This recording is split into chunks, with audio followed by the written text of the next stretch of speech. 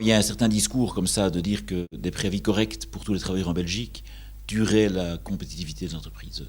Peter Timmermans, pour la FEB par exemple, dit que donner des préavis convenables aux ouvriers augmenterait de 2 voire 4% le coût moyen du travail en Belgique. C'est de la foutaise intégrale.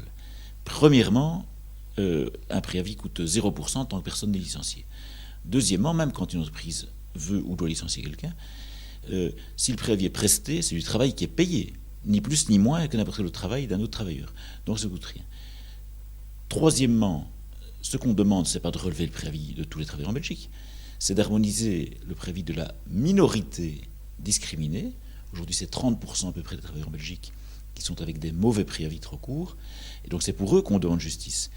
Quatrièmement, contrairement aux chiffres fantaisistes des patrons qui parlent de préavis de 30 mois, 35 mois, etc., la grande majorité des préavis dans le licenciement individuel, c'est de cela qu'on parle, interviennent après une période d'ancienneté relativement courte, 5, 6, 7 années.